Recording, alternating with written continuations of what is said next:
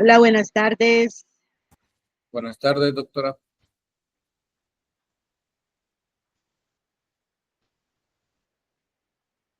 Le voy a dar unos 2 minutos para que se conecten. Son como, Gracias. dos, son como 200 alumnos, ¿verdad? 150, básicamente, 149. Ok.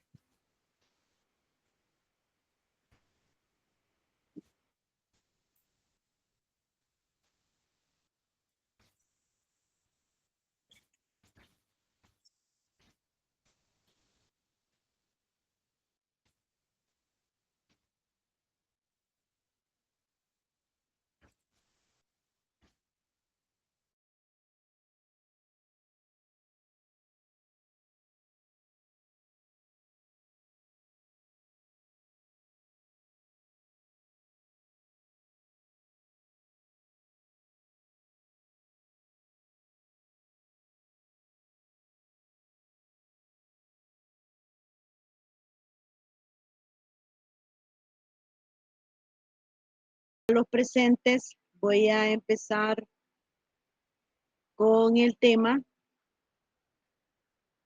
Quisiera que levanten la mano o de alguna manera me avisen si no pasan las diapositivas o ocurre algún problema. Este tema de introducción a las enfermedades infecciosas es nuevo en lo que tenemos el tiempo de estar nosotros al frente del departamento, porque consideramos la importancia que tienen las enfermedades en nuestro entorno, en nuestro país, en nuestras patologías. Esta es una imagen del virus del ébola, que es obtenida con microscopio electrónico de barrido y en donde pueden apreciar las diversas fibras, más o menos así le llaman fibras en las que está constituido. Es un virus muy interesante y muy mortal. Y recientemente en el laboratorio de técnicas histopatológicas tuve la oportunidad con uno de los grupos con los que pudimos compartir el laboratorio de hablar de este agente infeccioso. Les presento a una microscopía electrónica de barrido del anthrax. Anthrax, que es una enfermedad infecciosa frecuente en el ganado vacuno, pero que eh, cobró notoriedad en Estados Unidos debido a que en el 2001, después del septiembre 11, unas 6 semanas después, alguien empezó a enviar cartas con polvo de anthrax. Y ustedes saben que el anthrax se puede transmitir de 3 maneras, no es una enfermedad que se pasa de humano a humano. Uno tiene que tener contacto con esta bacteria y entonces eh, el método como se transmitía era inhalado a través de polvos, porque lo enviaban a través de cartas con polvos adentro utilizando el correo. Eh, Se afectaron 17 personas, lo enviaron a 2 senadores y a oficinas del gobierno. Y entonces eran cartas que no eran solicitadas, paquetes raros, y entonces ahí dan una serie de indicaciones para no abrir estos paquetes, no manipularlos. Y en ese sentido, el gobierno de Estados Unidos, ante esta amenaza, le pidió a la empresa Cepheid, que se unió junto con otras 10 empresas más, una manera de acceder a pruebas moleculares portátiles, haciendo PCR en tiempo real en un formato rápido, flexible, escalable y fácil de usar, en donde no se necesitara un laboratorio completo para hacer la extracción del DNA hasta obtener las copias y poder dar un diagnóstico. Esta máquina son capaces de dar datos de PCR en 2 horas y se utiliza más que todo para diagnosticar agentes infecciosos. Lo pueden hacer pidiendo carga viral o pidiendo el DNA del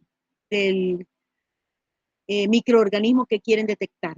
Y eso fue porque ellos inventaron un cartucho que se llama el cartucho GenExpert, el cual este solito funciona como un mini laboratorio y ahí hace todos los pasos para realizar la PCR en tiempo real.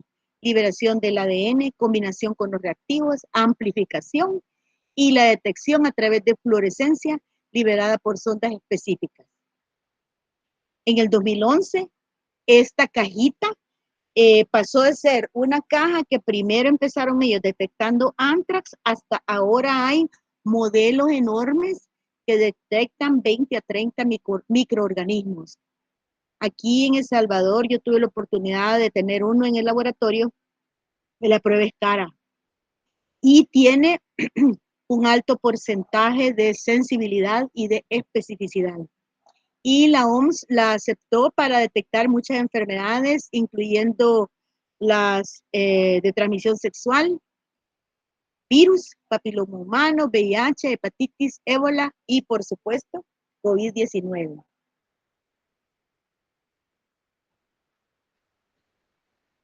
Eso es porque, lo menciono porque el GenExpert se realiza en nuestros hospitales. Había máquinas en todos los laboratorios de los hospitales, incluyendo Rosales, y es una máquina que enviaron a laboratorio clínico. No era una máquina para patología, por supuesto. Y la mayor utilización que se le da en nuestro país es para tuberculosis. El problema que tiene el GenExpert para tuberculosis y que nadie te lo dice es que detecta Mycobacterium bovis, no detecta bacterias atípicas. Y recientemente tenemos ya desde el 2022 un alza de casos de tuberculosis y en el año pasado tuve incluso de marzo hasta como por julio un alza tremenda. Yo firmaba un diagnóstico de tuberculosis en biopsia casi a diario, a veces hasta más, y eso es demasiado. Nosotros lo hacemos con otra tinción que es para tejidos.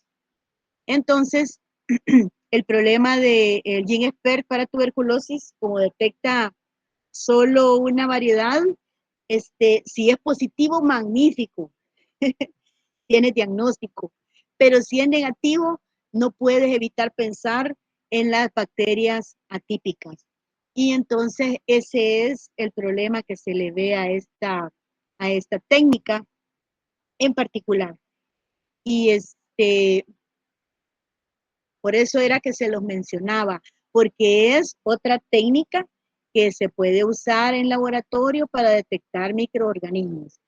Se toma un pedacito de ganglio linfático, mandan el ganglio, un pedazo para patología, y el otro le hacen GenExpert. Y entonces se tienen los dos estudios.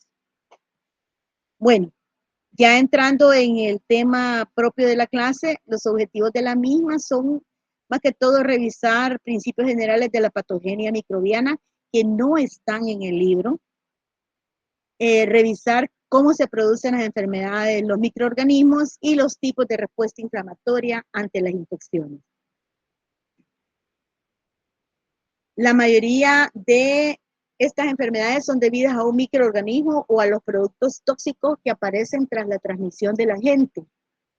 Estos van desde una persona infectada, animal o reservorio, hasta un hospedador susceptible directamente o a través de un agente intermediario, animal vector o medio ambiente inanimado. ¿Qué avances han ocurrido en estas patologías? Pues más que todo las vacunaciones. Ya contaremos la historia de las vacunaciones en el COVID. mejora en la higiene y seguridad alimentaria, ¿verdad? Esto es, ¿cómo se diría? Paradójico porque nosotros les enseñamos a las personas lavado de manos, pero no hay agua potable disponible en los lugares en donde estas enfermedades existen. Y luego, pues, de lo que se abusa, ¿verdad? Disponibilidad de antimicrobianos, porque tienen gripe y se toman un medicamento que no está indicado para esa patología. Y por supuesto, el premio mayor, el mayor impacto de estas enfermedades ocurre en nuestros países. En los países más desarrollados se relacionan estas enfermedades con que ellos viajan a países menos desarrollados a contagiarse, el envejecimiento, avances en los tratamientos médicos, más quimioterapia, más inmunomodulados, mayor acceso a trasplantes y a prótesis. Entonces, a veces ellos se topan con patógenos ya olvidados y los habituales pues representan resistencia y en realidad luego los insospechados. En esto de los trasplantes, por ejemplo, es anecdótico hablar que en Estados Unidos hacen muchos trasplantes de córnea, de cadáver, y han tenido problemas porque a veces el paciente falleció, le hacen el trasplante de córnea y el paciente al que le ponen la córnea 6 meses después desarrolla la rabia, porque no sabían que a lo mejor el paciente había muerto de una causa no determinada, era latino y pues tenía rabia. Y ustedes los pueden buscar, ahí están los casos en internet. En la OMS, en el 2024, empiezan a aparecer listados. Bueno, ellos siempre publican los listados, pero están atrasados. Si ustedes se meten a la página de la OPS y la OMS, van a ver que dan información del 2021, 22, 23 y 24. O sea, 2025 todavía no la han procesado y la de ahora mucho menos. Y las principales causas de muerte a nivel mundial, fíjense que las primeras 7 son enfermedades no transmisibles, ¿verdad? Los ataques al corazón en primer lugar. La enfermedad cardíaca isquémica está muy asociada a obesidad y a síndrome metabólico. Aparte de que tabaco y alcohol, ¿verdad? También. Sexo masculino más frecuentemente, aunque hoy la mujer también fuma y toma a la par de los hombres gracias a la liberación, y entonces tenemos casi los mismos patrones de consumo, a excepción que la biología nos favorece a nosotros en 2 sentidos. El cromosoma Y, ¿verdad? Los hombres, solo por tener sexo masculino, son más propensos a enfermedad cardiovascular que las mujeres. Y la mujer, cuando ha tenido hijos, hay muchos artículos que dicen que el corazón de las mujeres, si han sido capaces de soportar un embarazo, es un corazón que queda fuerte como para soportar la enfermedad coronaria. Es curioso cómo en las principales causas de muerte a nivel mundial aparece en el número 5 las infecciones bajas del árbol respiratorio. Y en 10º lugar seguimos teniendo tuberculosis. Entonces, esta está en el número 5 debido a la incidencia de COVID y de la influenza. Y esta porque no hemos sido capaces de que disminuyan.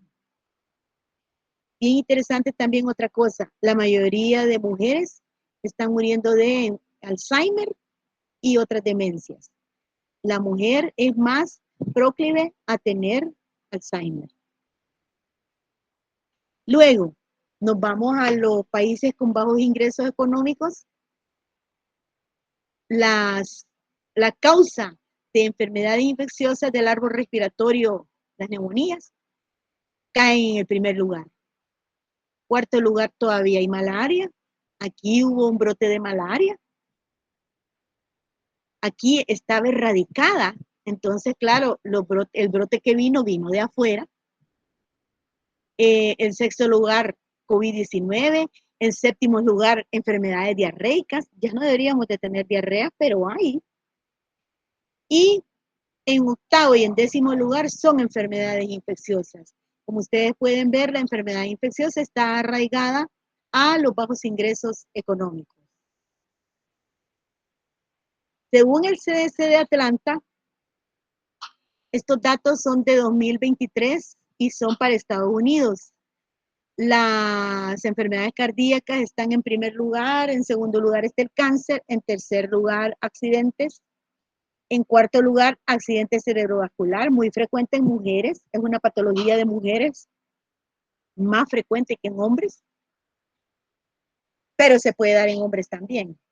Y en quinto lugar aparecen las enfermedades crónicas de las vías respiratorias inferiores, el Alzheimer, y ya hace su aparición la enfermedad hepática crónica y la cirrosis y el COVID-19.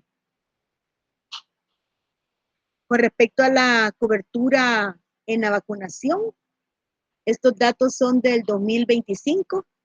No ha cambiado mucho con respecto a la del 2024. Más o menos anda, por ejemplo, en la DPT-3 en el 84-85%. Y los niños que recibieron una primera dosis de la vacuna contra el sarampión es baja. Debería de ser más alta, ¿verdad? Es el 84%. Si ustedes se han dado cuenta, la vacuna del sarampión, por alguna razón, algunos padres no la permiten, ese tipo de vacunación.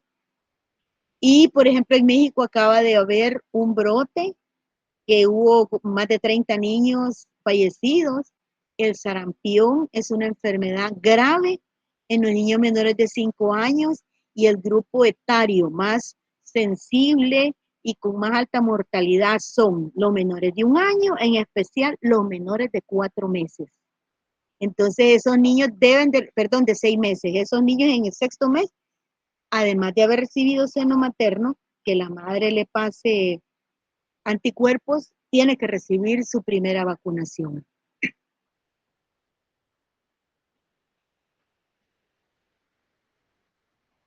Y luego vamos a El Salvador. Las causas de muerte en el 2021. Estas son datos de la OMS. No hay datos más actualizados, ¿verdad? Son del 2021. Y si ustedes ven, la mayor parte de muertes ocurren por COVID-19. En las mujeres está la cardiopatía isquémica, la violencia interpersonal, las enfermedades renales, Alzheimer. Miren, los hombres no tienen Alzheimer. Enfermedades de las vías respiratorias inferiores diferentes al COVID y la cirrosis hepática. Y en los hombres, la violencia interpersonal, o sea, la violencia de las pandillas, ¿verdad? Teníamos nosotros más violencia. Cardiopatía isquémica la desplaza al tercer lugar, pero siempre sigue siendo más que en la cardiopatía isquémica de las mujeres. El hombre tiene más tendencia a enfermedad renal, más que las mujeres. La cirrosis, ¿verdad? El hombre tiene más tendencia a presentar cirrosis que las mujeres. Diabetes, la mujer tiene más tendencia. Nosotros, aquí no se reporta trastorno en las mujeres de consumo de alcohol y sí reportan accidente cerebrovascular con un porcentaje más bajo que el de las mujeres.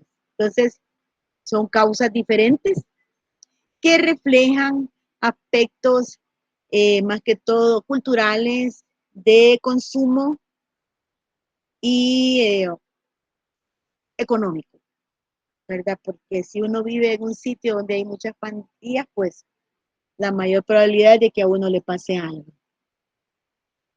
Un concepto bien importante que yo no quiero dejar de mencionar, porque ahorita es un boom a nivel de la medicina. Nosotros trabajamos en la patología con un libro que no ha vuelto a sacar una edición. El libro tiene como 4 o 5 años de atraso y hay mucha información que ahorita pues nosotros nos estamos perdiendo en relación a lo nuevo que hay en las enfermedades infecciosas. Una de las cosas es la existencia de lo que se llama la microbiota intestinal, la importancia de este ecosistema complejo, dinámico, que desempeña un papel crucial en la salud y las enfermedades humanas. Tiene mucho que ver en la obesidad, la diabetes, las enfermedades cardiovasculares, las enfermedades neurodegenerativas, la enfermedad inflamatoria intestinal y el cáncer. Y pone de manifiesto que todos estos componentes tienen una característica común, como es la inflamación crónica. Y esto relacionado con la capacidad de causar angiogénesis, o sea, provocar la formación de nuevos vasos sanguíneos. Esto se cree que se desregula en condiciones patológicas, por la cual la inflamación actúa potencialmente como un mediador central para producir enfermedades. Ahorita solo hemos mencionado nosotros aquí enfermedades crónicas que no son infecciosas, pero que la microbiota es muy importante porque está constituida por microorganismos. Se ha demostrado que hay una relación entre la inflamación, la microbiota intestinal y el sistema nervioso central. Y ahorita mucha gente está investigando y está tratando ya con probióticos y prebióticos para mejorar la microbiota del intestino. La inflamación se da como un mecanismo de defensa fisiológico y desempeña un papel doble como factor protector y patológico. Y está intrínsecamente asociado con la homeostasia de la microbiota. A menudo se cree que el intestino es el segundo cerebro y existe un eje que ejemplifica esta interacción multifacética donde la salud intestinal ejerce efectos reguladores significativos sobre las funciones del sistema nervioso. Fíjense que ahora describen que es normal hacer solamente una vez al día y que recomiendan que sea en las mañanas, porque eso ayuda a la microbiota intestinal. Hasta en eso están haciendo estudios. Y es que el cerebro, el segundo cerebro, se ha visto que tiene mucha relación en cuestiones metabólicas, pulmonares, cerebrales, enfermedad cardíaca y la piel. Y todo lo que está relacionado, imagínense, con el metabolismo, cáncer, disfunción mitocondrial, diabetes tipo 2 y obesidad. En el eje intestino-pulmón, cáncer, enfermedad pulmonar obstructiva, asma, entre cerebro e intestino, desórdenes psiquiátricos. Hoy existen tratamientos donde a estos pacientes con desórdenes psiquiátricos, autismo, enfermedades neurodegenerativas como Alzheimer, ¿verdad? Y aquí mencionan la neumonía, pero estos tres para mí son bien importantes porque la salud de la microbiota y que no exista disbiosis es lo que va a mantener o mejorar estos aspectos. La falla cardíaca y la aterosclerosis y trombosis dependen también de la microbiota intestinal y enfermedades que son inflamatorias y, por ejemplo, psoriasis. Hoy presentamos un caso de psoriasis pustulosa en un niño, en una niña de 8 años que llegó al hospital el año pasado y estábamos leyendo que la psoriasis es una enfermedad que depende de lo que hay en el medio ambiente. Algo en el medio ambiente te lo desencadena. Lo genético que tú tienes, si hay tendencia o no a presentar la enfermedad y el fenómeno inflamatorio. Entonces son tres cosas que están ligadas a la salud intestinal. El acné vulgaris y el cáncer de piel. Entonces, las terapias antibacterianas representan estrategias prometedoras, desafiantes para modular la inflamación y la composición de la microbiota intestinal y así beneficiar al sistema nervioso. Sin embargo, dichas terapias pueden ejercer efectos moduladores positivos, también tienen el potencial de alterar el equilibrio microbiano, lo que puede exacerbar la disfunción neurológica. Hoy hay estudiosos que no te dicen, por ejemplo, compre enterogermina, que lleva X cantidad. No, hoy te dicen cuáles son los lactobacilos que pueden estar relacionados con problemas diarreicos, con problemas respiratorios, que recomiendan para las mujeres en menopausia para que no desarrollen demencia. O sea que esto es sumamente importante. El tratar de establecer una salud intestinal para que haya efectos reguladores significativos sobre el sistema nervioso. Bueno, tuve la oportunidad estuvimos en una capacitación en la universidad en Tabasco y ellos presentaron 5 casos clínicos muy interesantes.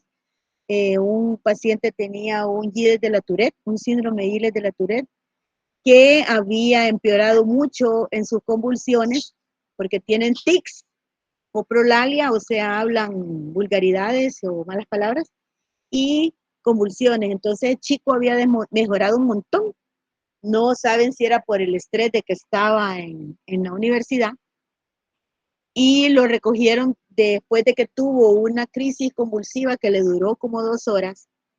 Lo llevaron al laboratorio en donde estaban experimentando con estos probióticos y le ofrecieron darle el tratamiento. Primero ellos inician un mes que lo hacen haciendo enemas una vez a la semana y después se quedan ya dándoles los probióticos vía oral y el paciente había mejorado exageradamente respecto a su salud. Entonces es importante que se haga más investigación, que existan esfuerzos para modular la microbiota intestinal y que a pesar de que hay desafíos y que aún no sale publicado en los libros que esto es así, y existe un grupo de investigadores que ahorita está conduciendo intervenciones e investigaciones innovadoras y mejorando la salud de los pacientes. Algo muy conocido por todos ustedes es la salud periodontal. La mayoría de las enfermedades, aquí no aparece el corazón, pero la mayoría de las enfermedades cardíacas tiene relación con periodontitis. También está relacionado con la obesidad, cáncer de seno, problemas uterinos y problemas óseos como la osteoporosis. Entonces, la microbiota intestinal tiene que ser fortalecida para evitar estos cambios. Aquí, por ejemplo, tenemos que las alteraciones en el intestino, al haber una disbiosis, esto puede causar también problemas tiroideos, ya sea cáncer de tiroides, nódulos tiroideos, enfermedad de Graves o tiroiditis de Hashimoto. No solo es el hecho de que la mayoría de estas enfermedades depende de antígenos de histocompatibilidad, sino que existe algo que no ha sido capaz de mejorar o de evitar estas enfermedades. Tabaquismo. Esto es mencionado en la enfermedad ambiental que la van a ver más adelante, pero el tabaquismo altera la microbiota, altera las bacterias que nos ayudan a fortalecernos y entonces también las personas que fuman tienden a tener un índice más bajo de masa corporal. Y es bien chistoso porque es paradójico. El que fuma no engorda, ¿verdad? Si deja de fumar, empieza a engordar horriblemente. O sea que el que está fumando es probablemente un obeso en potencia. Y pues lo recomendable es decirles a ustedes que no deben de fumar. La influencia de la microbiota en angiogénesis. Ya mencionamos las enfermedades cardiovasculares, perdón si esto es redundante. Y las bacterias pueden activar inflamasomas, ya hablamos de la inflamación, y la dieta. Bien. Después de dejar de un lado las cuestiones respecto a la microbiota, quisiera mencionar cuáles serían los principios generales de la patogenia microbiana.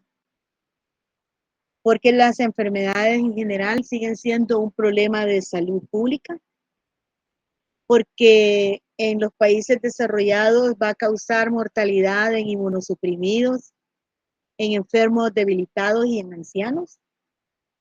Y en nuestros países, debido a que tenemos atención médica deficiente y malnutrición, ya sea por obesidad o por desnutrición, vamos a tener muchas muertes, la mayoría en niños, siendo las enfermedades más frecuentes las respiratorias y las intestinales. Los trastornos neurológicos, Alzheimer, Parkinson y la esclerosis múltiple plantean un importante desafío para la salud y la evidencia de que la permeabilidad intestinal y la vía quinorenina están involucradas en la patogénesis de estas enfermedades neurológicas. Esto está repetido. ¿Cómo hacen los microorganismos para producir enfermedades? Se cree que existe un complejo sistema de flora microbiana en humanos y animales que desempeña un papel en la salud y en la enfermedad. La mayoría de nuestros microorganismos son comensales que van a vivir armónicamente con los hospedadores humanos, ¿verdad? Ocupan nichos microambientales que si no están ocupados por ellos van a llegar los patógenos y van a producir problemas. La mayoría de las enfermedades son provocadas por organismos patógenos no comensales que tienen una virulencia, o sea, una capacidad de infectar bastante alta. En los individuos sanos, aquellos microbios altamente infecciosos, a veces con un inóculo pequeño, se puede uno enfermar, aunque esté sano. Y en cambio, los poco patógenos van a necesitar exposición prolongada y pueden aprovechar existencia de defectos en las defensas del anfitrión para que se produzca una enfermedad. Por ejemplo, en la lepra, ¿verdad? El Mycobacterium lepra es una bacteria poco patógena. Y lo que ocurre generalmente para que se dé el problema de la lepra, en que sigan existiendo leprosarios, es porque la gente vive en comunidades de leprosarios y conviven por años. Y durante ese tiempo se van adquiriendo la enfermedad y tienen niños y entonces infectan a los niños, etc. Entonces esto es lo que pasa con los microbios que no son muy virulentos. Les recomiendo que revisen los conceptos claves que aparecen en su libro de texto, que les van a dar también una idea más respecto al tema. Y a veces de ahí hacemos preguntas a los profesores. ¿Dónde penetran los microorganismos? Pues puede ser por inhalación, por ingestión y por transmisión sexual. Y pues las barreras epiteliales como la piel, barreras mecánicas como los ácidos grasos que tienen la misma piel, ¿verdad? Defensina, aunque a veces si son grandes heridas, quemaduras, úlceras por presión, pacientes que pasan acostados mucho tiempo, diabéticos, o por vías más directas, ¿verdad? Adquirir la infección debido a pinchazos, abrasiones, catéteres y agujas que hayan sido utilizados por otras personas. Según la tabla 8.1, habla de la localización en donde están las principales defensas locales, por qué puede fallar la defensa y cuáles son los patógenos que aprovechan esos fallos. Y si se fijan en la piel, los patógenos, está involucrado el Staphylococcus aureus. Nosotros tenemos uno en la piel, ¿verdad? La cándida, pseudomonas. Pseudomonas no es capaz de causar patología en un paciente sano. ¿Qué tiene que tener? Tiene que tener o tiene una quemadura horrible o está siendo infectado a través de de una manera nosocomial. Igual, virus del VIH, virus de la hepatitis, fiebre amarilla, esto es por artrópodos, ¿verdad? Todas estas son por artrópodos. Y el esquistosoma, que es capaz de penetrar en la uretra en los hombres y más que todo en donde exista la variedad Hematobium, que es en las aguas estancadas en Brasil. Aquí creo que no hay esquistosoma.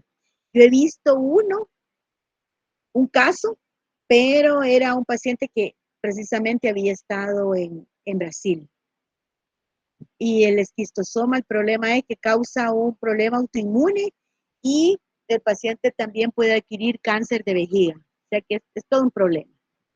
Luego menciona el tubo digestivo, cuáles son las causas del fallo y los que están involucrados. Entonces tendrían ustedes que repasar, porque este es un repaso para ustedes, ya que lo vieron en microbiología,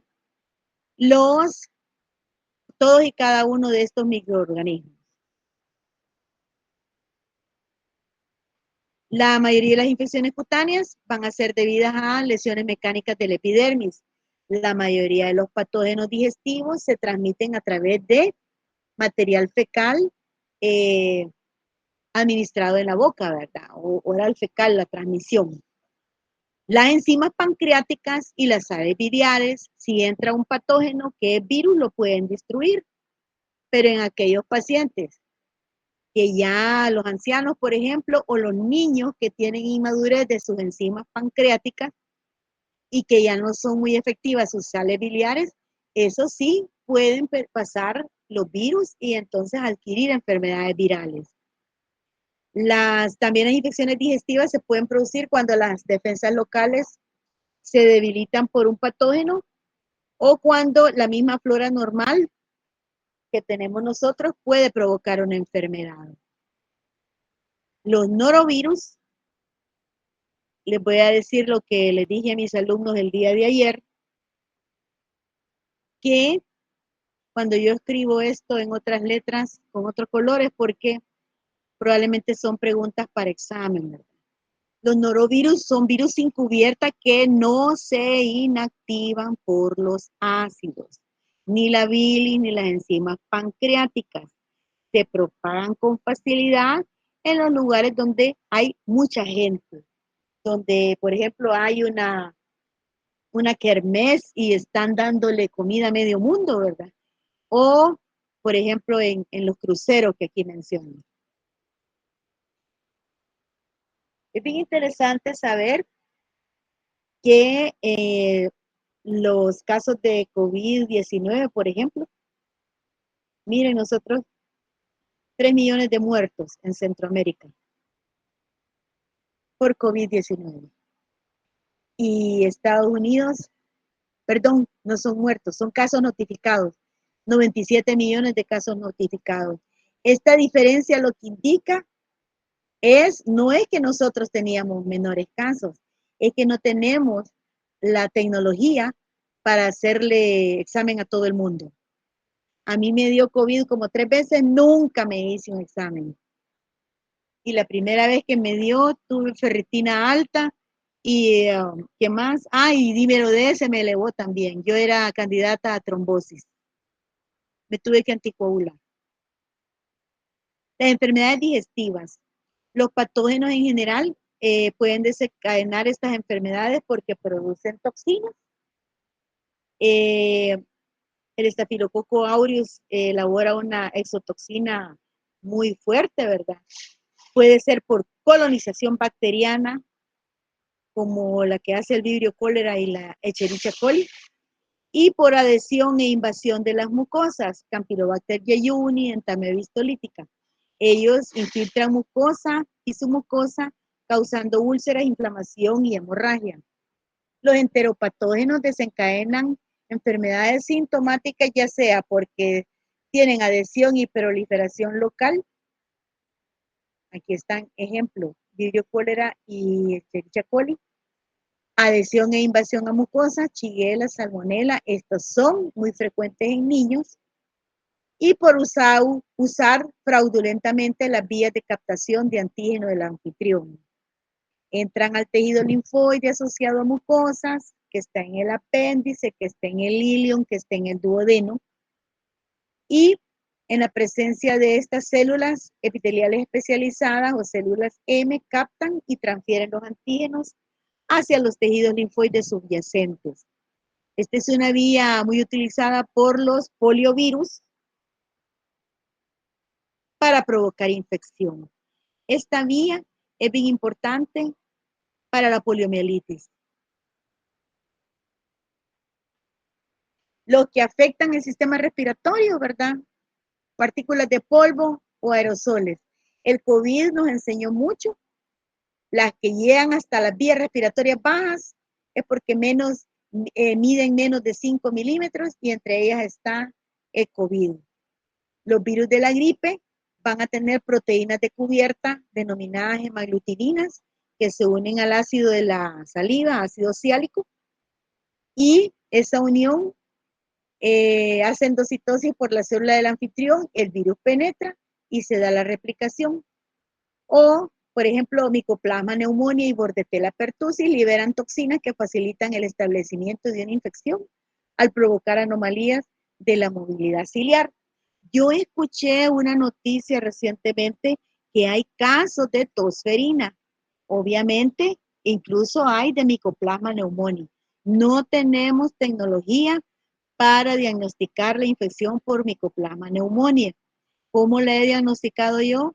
Porque he enviado muestras, antes la recibí el CDC de Atlanta, hoy ya no reciben nada, desde que entró Trump, cortó todo tipo de ayuda, y entonces tengo un par de DNA allí de unos casos, autopsia, de niños con Mycoplasma pneumoniae. Y Bordetella pertussis, fíjense que hubo en el 2005, hubo un alza de casos y esos empezaron a subir en toda Centroamérica. Costa Rica, que tiene mejor laboratorio que nosotros, lo reportó. Posteriormente yo vi 2 autopsias y que era característico que el paciente había hecho una reacción leucemoide, tenían presencia de numerosos polimorfos nucleares en los vasos, en los órganos, cerebro, pulmón, que era muy característico de Bordetella pertussis, y enviamos los casos al CDC de Atlanta. Y el CDC de Atlanta hizo un bonito artículo con los casos de nosotros. Entonces, sí, siempre hay. ¿Por qué? ¿Qué pasa? Yo los animo a ustedes que andan ahí tendrían que ser menores de 20 años, si han llevado cabal la carrera, entre 20 y 23 años, que pregunten en su casa cómo está la vacunación de ustedes y cómo estaba la de sus padres, porque eso está relacionado.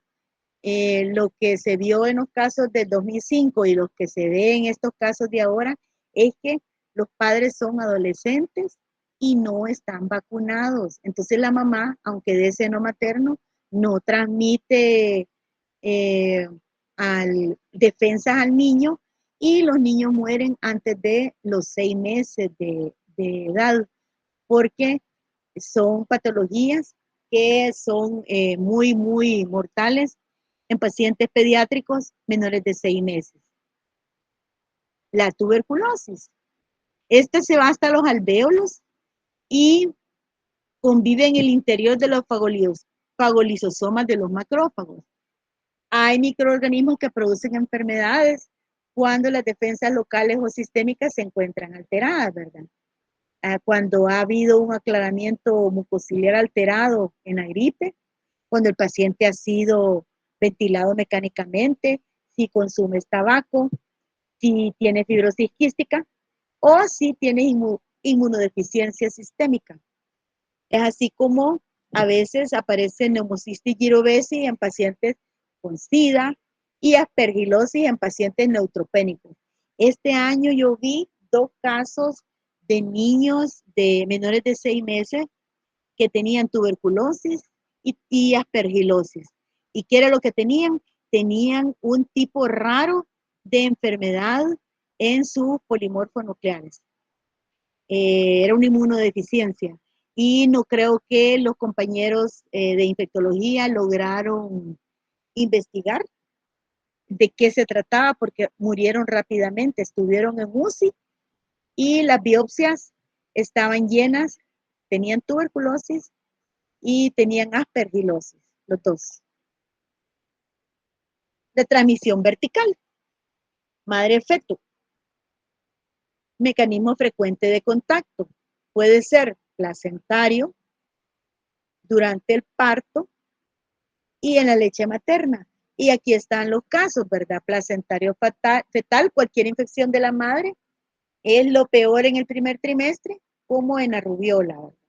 Donde en el primer trimestre una infección es la que causa mayor daño, aunque sí se ha descrito que una madre que tenga varicela en el tercer trimestre del embarazo puede matar al niño también.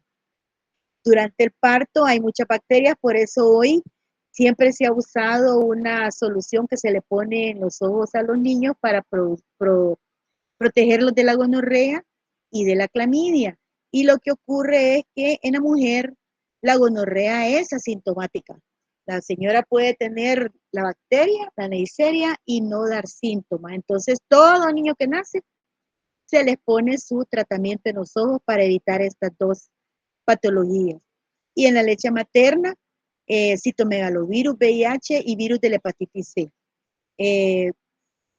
No recuerdo ahorita, pero en unas normas que yo vi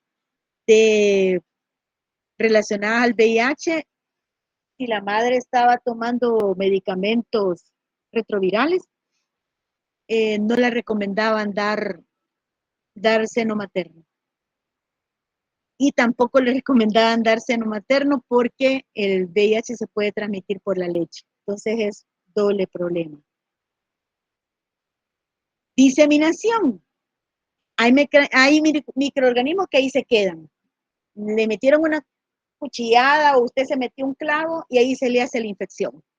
No se mueve de ahí a menos que se haga una infección severa y se vaya por todo el organismo.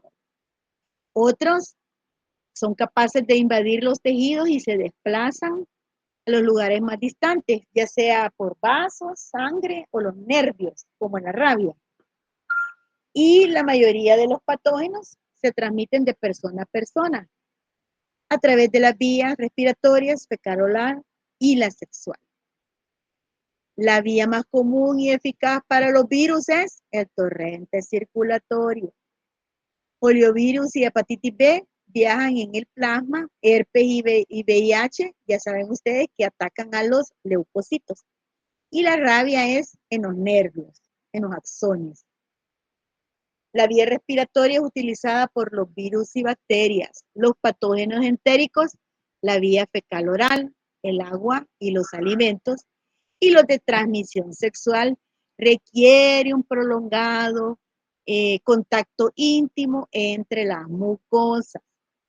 Hay virus, VHS, VIH, herpes, VIH, papiloma humano, treponema pallidum, Neisseria, protozoos, ya que es toda una serie, pero se requiere contacto sexual.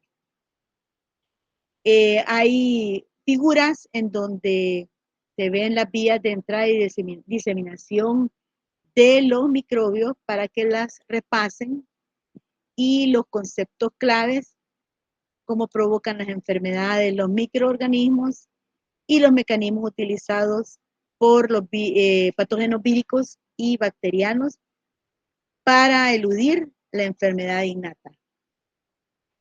Otra forma como entran los microorganismos es evadiendo el sistema inmune. Lo hacen a través de la variación antigénica, la cual es la forma más importante porque burla la defensa. El microorganismo se cambia el saco, por así decirlo, o se cambia la camisa y logra entrar para evitar ser reconocido. El virus de la gripe todos los años, como tiene un genoma de ARN que es grande, todos los años hace recombinación y todos los años tiene una continua transferencia antigénica. Las bacterias lo hacen a través de resistencia a los péptidos microbianos, a través de resistencia a la fagocitosis. Algunos bloquean la apoptosis y la manipulación de la célula del anfitrión, ganan tiempo para replicarse, los virus, ¿verdad? Y pasan a latencia o incluso se transforman. Y también otros son capaces de expresar factores que modulan la autofagia, lo que aumenta su capacidad de degradarse para replicarse. Por último, la resistencia a las defensas del anfitrión por medio de las citocinas, quimiosinas y sistema del complemento hace que los virus expresen factores que interfieren produciendo señuelos que atraen los interferones secretados por el anfitrión. En realidad, los virus son los que más logran hacer los cambios mencionados y los mecanismos de variación antigénica establece, por ejemplo, los que tienen alta frecuencia de mutación son virus, redistribución genética también son virus, reorganización genética, si ustedes ven, perdón, no sé por qué se mueve, son bacterias y la gran cantidad de serotipos, virus y una bacteria.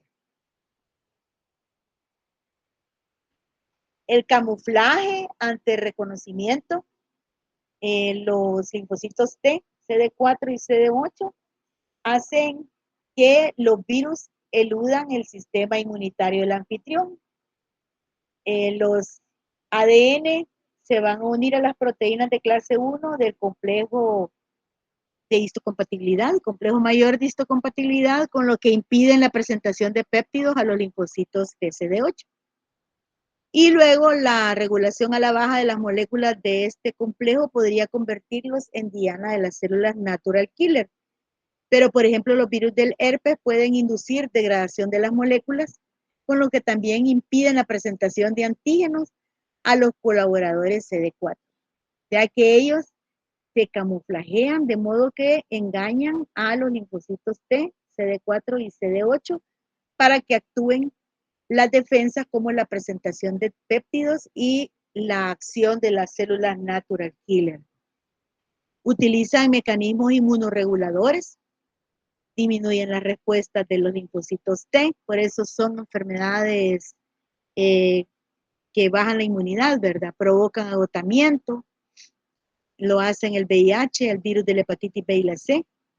Y por último, se pueden poner a salvo haciendo, dejando de ser una infección activa y yéndose a esconder en las terminaciones nerviosas, que es lo que hacen los virus del herpes, la varicela y los virus del Epstein-Barr. La evasión del sistema. Las lesiones del huésped por microorganismos, ya sea pueden provocar directamente la muerte celular o pueden provocar un proceso de transformación. Cuando hablamos de un proceso de transformación, estamos hablando de cáncer. Pueden liberar toxinas capaces para matar células alejadas, producir enzimas que degradan componentes tisulares o dañan los vasos sanguíneos y provocan necrosis isquémica. o pueden inducir respuestas inmunitarias del huésped que, pese a ir dirigidas contra el invasor, acentúan el daño que sufren los tejidos.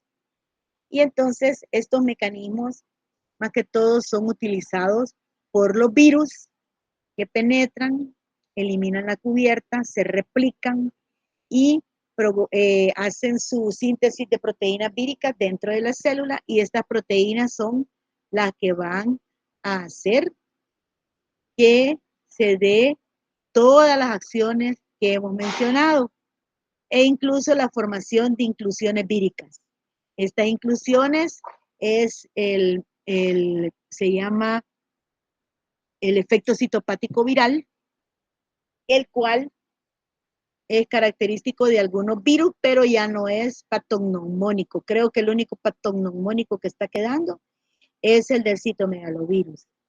Las técnicas para el diagnóstico de agentes infecciosos son tinciones que se pueden hacer en tejidos, en preparados citológicos, y aquí no estoy hablando de cultivos.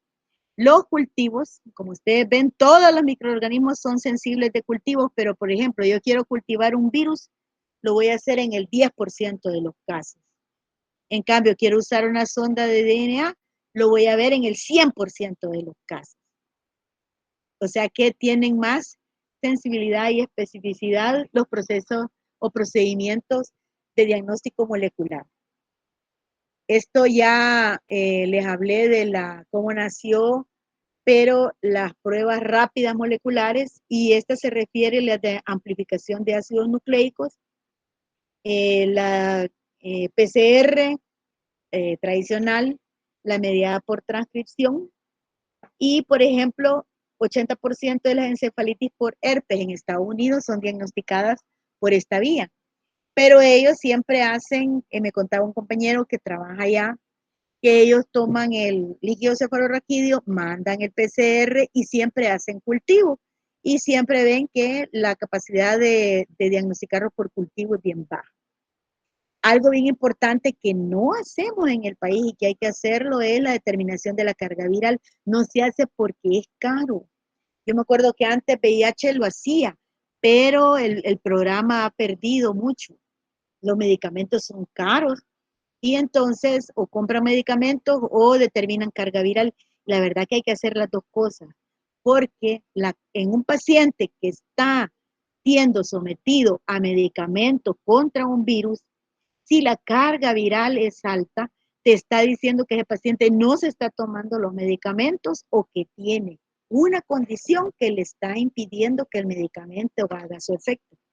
Entonces son cuestiones que se hacen a través de PCR en tiempo real y que también es caro este monitoreo.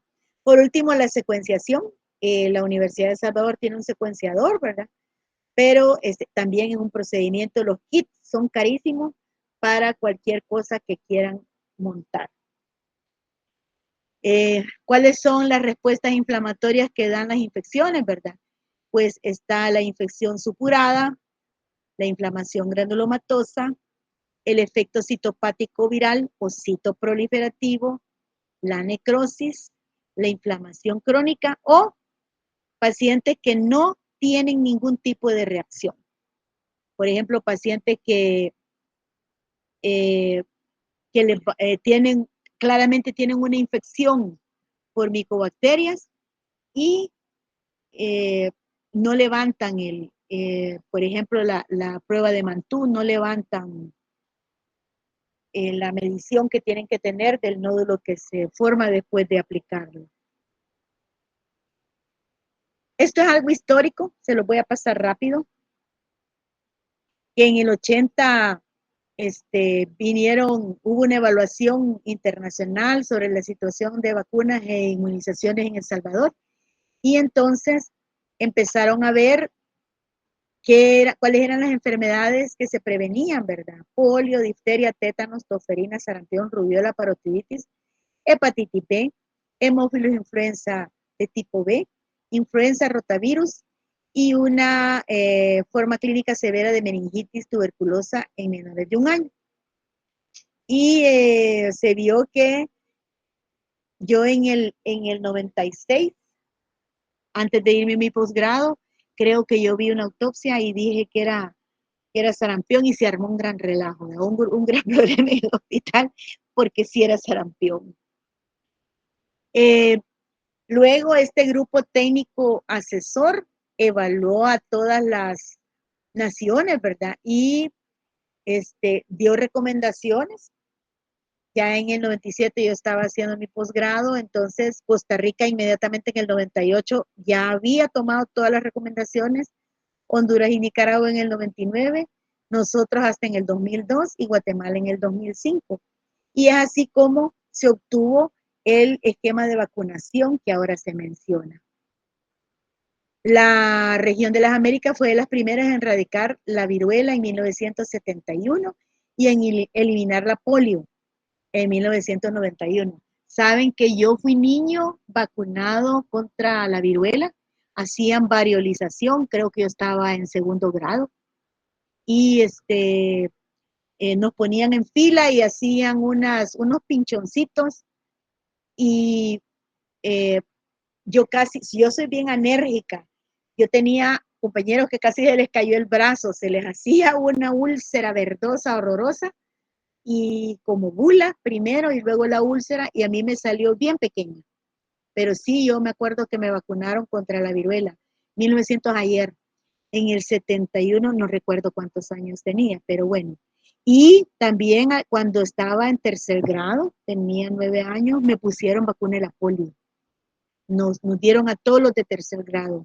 Y aquí en El Salvador había una epidemia de poliomielitis, tanto que habían en Oriente a los niños con polio les decían llanta pacha, porque como les quedaba una piernita más delgada, ¿verdad? Los que solo les afectaba una pierna. El problema de la poliomielitis es que uno de cada 100 niños va a ser el problema de parálisis, ya que es un índice bastante alto. Bueno, con el sarampión, difteria ya hablamos, alumnos de cuarto año menores de 21 tienen carnet de vacunación, sus padres se vacunaron, han andado vacunando a los menores de 48 años debido contra el sarampión. No sé si ustedes han sido vacunados. La otra cosa, como personal de salud, deben de tener la vacuna de la hepatitis B. Todo personal de salud tiene que estar vacunado y aunque los antivacunas sostienen que este método de vacunación es responsable de los casos de autismo. La verdad que no se sabe qué es lo que provoca el autismo todavía. Y los antivacunas han sabido manipular muy bien la información que existe. También tienen que revisar la clasificación de las enfermedades de transmisión sexual transmitidos por virus, por clamidia, por micoplasma y por bacterias y protozoos. Eso es algo que lo van a volver a ver en dermatología. Hepatitis B y posibilidad de tener carcinoma hepatocelular. Carcinoma hepatocelular. ¿Alguien preguntó? ¿Sí, Cecia?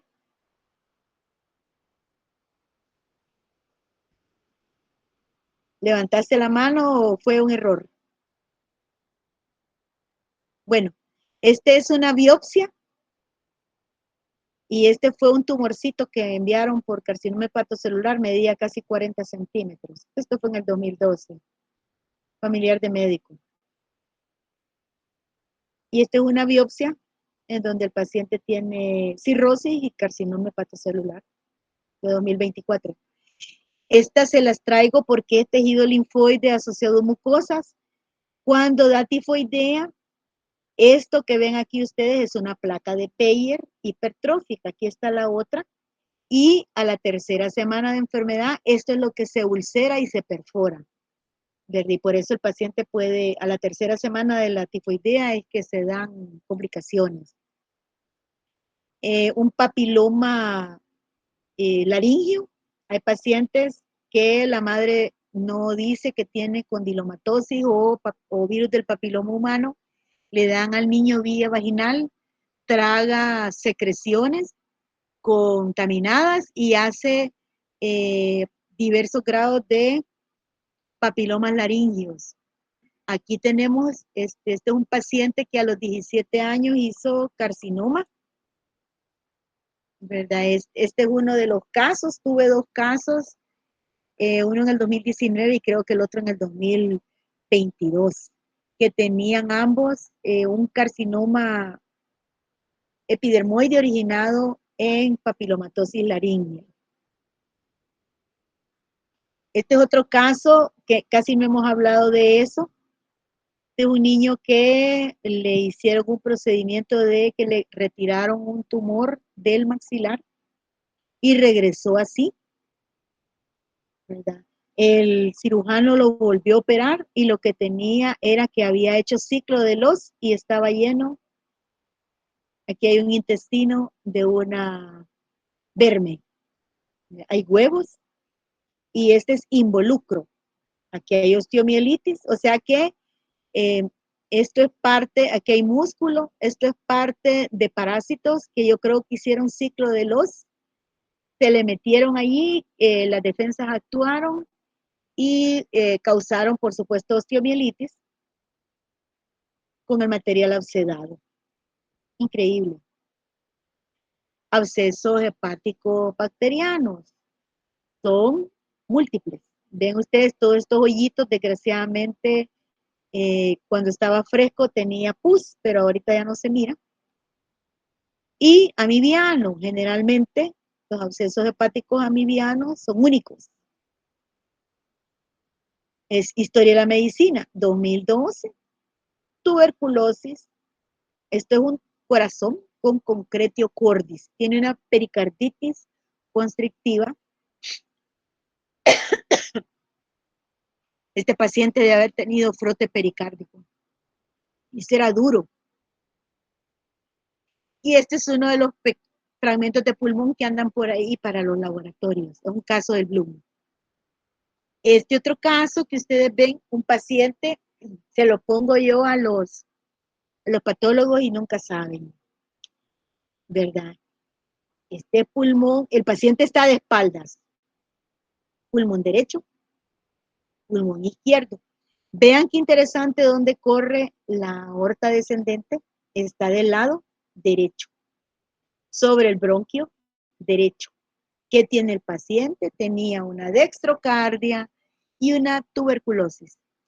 Entonces eso le había provocado fibrosis de todo el pulmón izquierdo con tracción de la tráquea hacia la izquierda.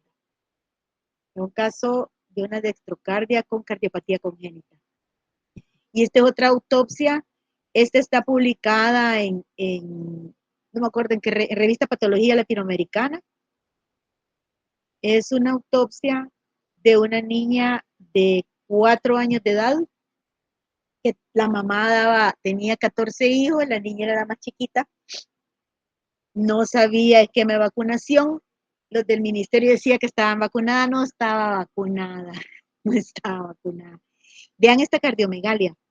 Y me esperó el jefe de la UCI, me esperó para decirme que él le había querido hacer una punción pericárdica y no había tenido valor porque la paciente tenía ruidos apagados y yugulares llenas con esta cardiomegalia. Y lo que tenía claro era una pericarditis aguda fibrinosa por hemófilos de influenza tipo 4B que se previene con vacunación. Este se llama pericarditis en pan con mantequilla, según los franceses, la escuela francesa de semiología. Aquí ven ustedes, pericardio bien engrosado y el pus, el pus o la pus, como quieran. Aquí el órgano ya fijado, el bloque cardiopulmonar, hay un enorme trombo en la aurícula derecha y la entrada de la arteria pulmonar. Y lo que tenía el paciente eran lombrices. Aquí había hecho una fístula pleuropulmonar y aquí hallé yo un verme comido. Entonces yo pienso que algo tiene que ver que le haya provocado que haya tenido ese problema con el hemófilos. Aunque no lo crean, arteriosclerosis. ¿Verdad? Estos son nódulos de arteriosclerosis, parece enfermedad infecciosa, pero no. Es una enfermedad inflamatoria de las arterias. Esta sí, porque es el colon, que está lleno de pápulas, no se ven muy bien, pero se alcanzan a ver las úlceras en botón de camisa, así se llaman, que hace, miren esta qué bonita, que hace la amibiasis. Y esta otra. Y están varias lesiones ulceradas. Ya casi no recibimos este tipo de casos graves de parasitismo intestinal. Son horrorosos porque a veces van en formaldehído y se van moviendo todavía. Yo las detesto, las lombrices. Este es de la paciente que tenía la pericarditis aguda. Encontramos este verme en el estómago. El estómago se diseca en autopsia por la curvatura mayor. Aquí va el esófago. Este es parte de yeyuno y aquí está creo que es una ascaris. Y este es un absceso perinefrítico causado por bacterias purulentas.